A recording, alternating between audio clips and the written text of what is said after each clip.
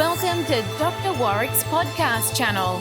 Warwick is a practising cardiologist and author with a passion for improving care by helping patients understand their heart health through education. Warwick believes educated patients get the best health care. Discover and understand the latest approaches and technology in heart care and how this might apply to you or someone you love.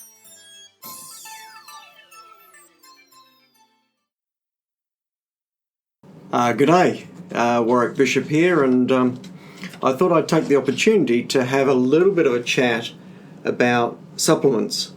People are often asking about supplements. My patients are regularly asking, and in my Facebook group there's been some questions specifically about bergamot and whether that can be used for lowering cholesterol.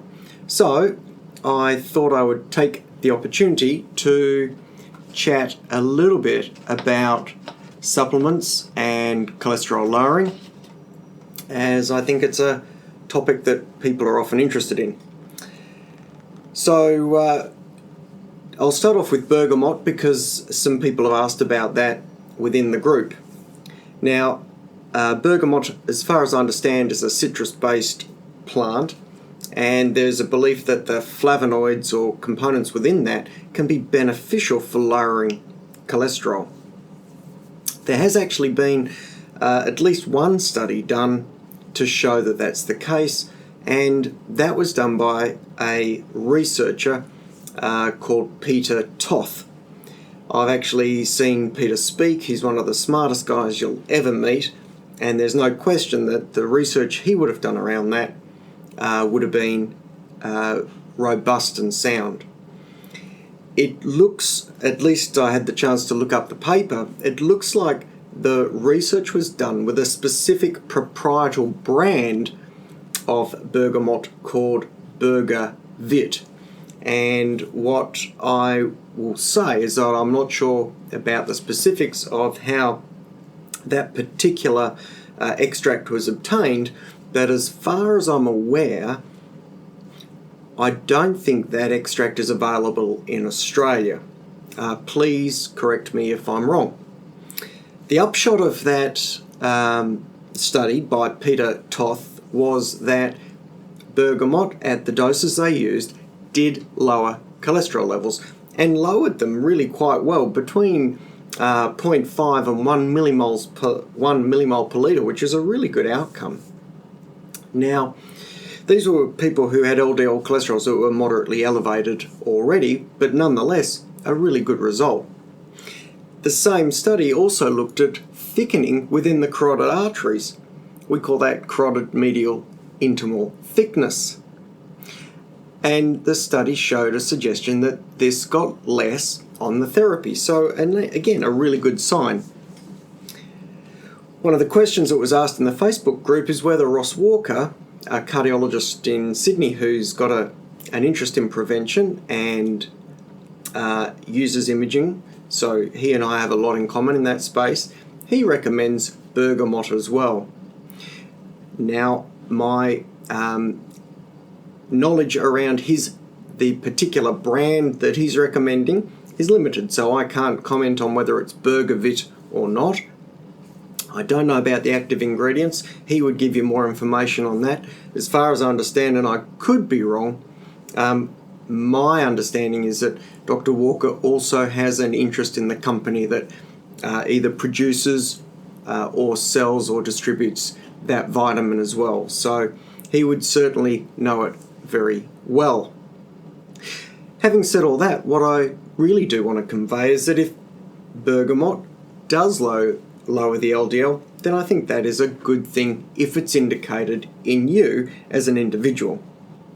Now, that has two components to it. One is, what is the reason you're taking a supplement or a medication to lower your LDL cholesterol? What's your risk? And therefore, what would the benefit be that intervention would offer? So, in regard to that, what I'd like to put to you is that if you do have a risk and you should be on a lipid-lowering agent, then a supplement like bergamot is certainly a reasonable thing to have in your therapeutic regime. No question. A lot of what I've written about in terms of my book, and a lot about what this page is centered on, is trying to get the best understanding of the actual risk you may have from a cardiovascular perspective.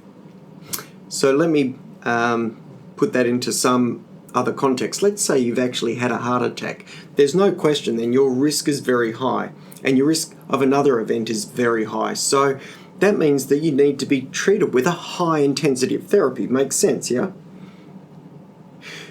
So bergamot of its own, with a 1 millimole LDL lipid lowering, and that's a good result, may not be enough for you. You may really need to be driving your LDL targets right down to the secondary prevention guideline targets or below that we currently have in Australia. So bergamot may provide some of what you need, but maybe not all. If your risk is actually fairly low, just say your cholesterol is up a little and you have nothing on your CT scan, so you've scanned your heart arteries or you've scanned your carotid arteries and there's no evidence of plaque anywhere, then it may be the case that you don't really need an aggressive lipid lowering regime, and in that situation bergamot may be a good option, and certainly one that would be reasonable to speak with your GP or even preferentially your preventative cardiologist with.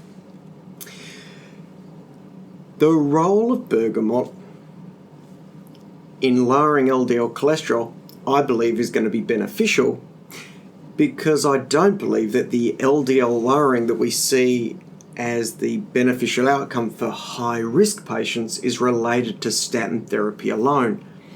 So we talk about the LDL hypothesis. I think it's more complicated than a single mechanism giving rise to coronary artery disease, and I think most people would agree with that.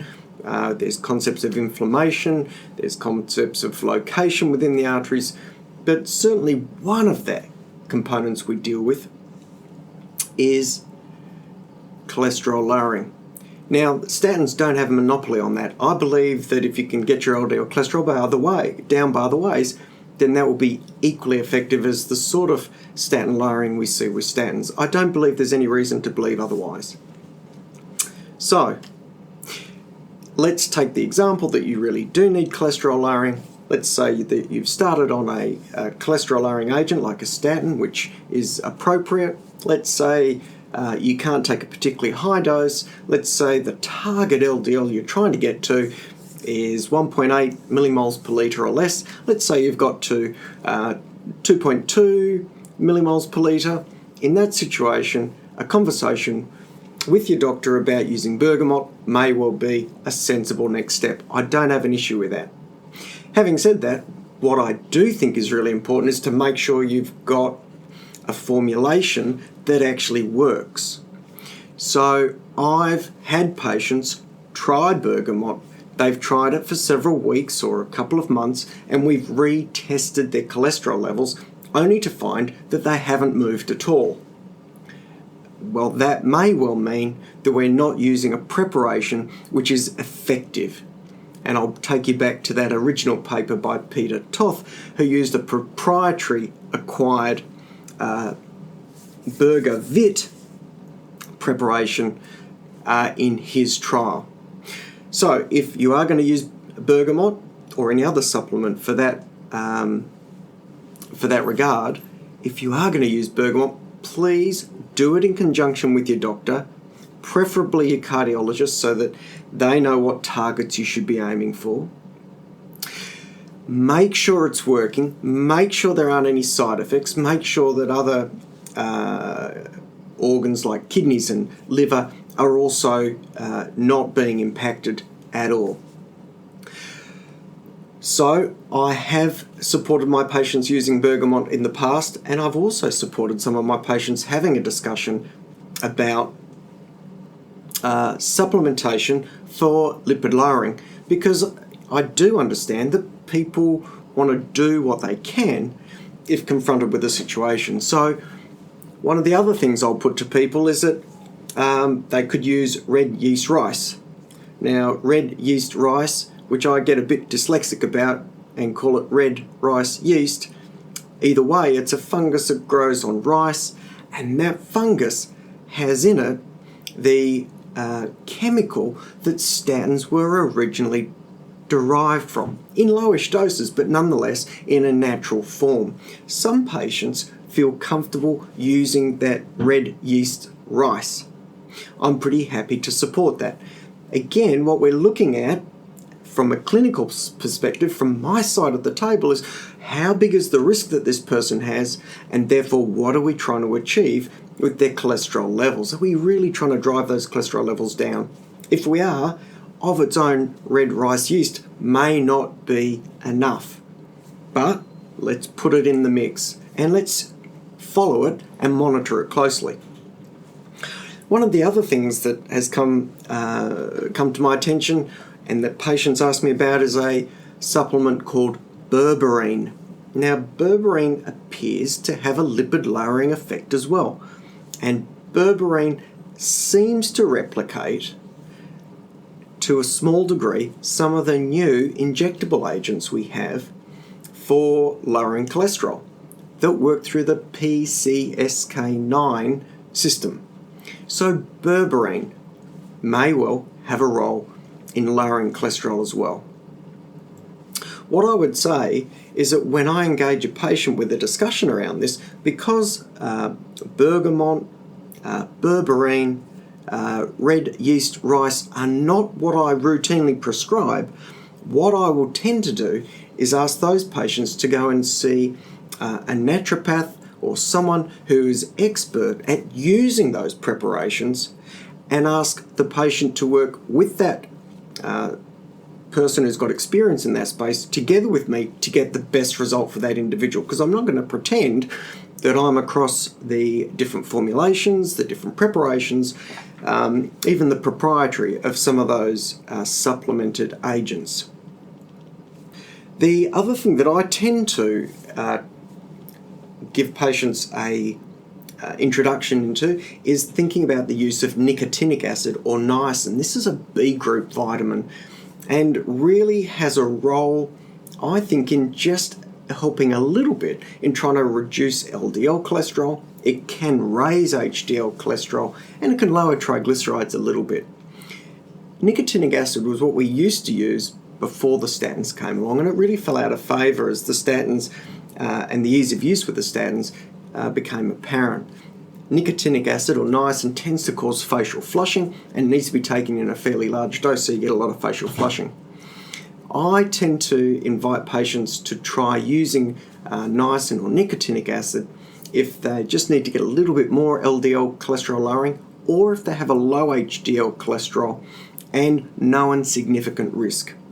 I use that group of people with low HDL cholesterol and no insignificant risk because of the findings of a trial called the HATS trial, H-A-T-S. By all means, look that up. That's HATS, and if you write in there nicotinic acid as well, it will come up if you search it.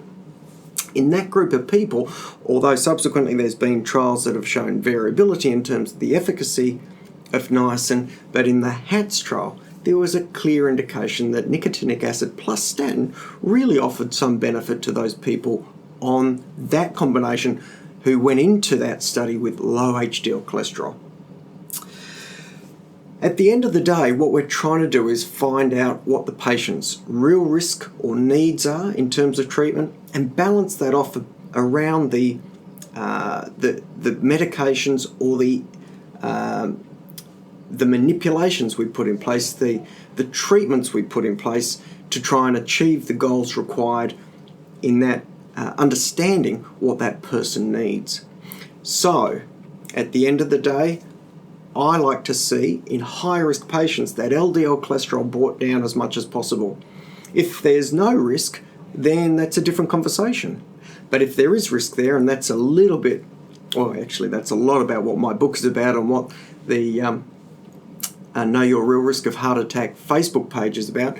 If you've got real risk there, then lowering that risk by lowering cholesterol is an appropriate thing to do.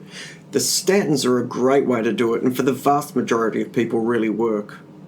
The addition of ezetimibe, which is also a proven agent, together with statins, even if they're needed at a lower dose, really works also. But then if you want to supplement, fantastic, but do it in a structured, supervised, and monitored way. Do it with someone who knows those agents and knows how to use them, has experience with them, and do it also with your doctor at hand. Well, I'm going to leave it there. I hope all that makes a little bit of sense. Thanks for joining me, and goodbye. You have been listening to another podcast from Dr. Warrick. Visit his website at drwarrickbishop.com for the latest news on heart disease. If you love this podcast, feel free to leave us a review.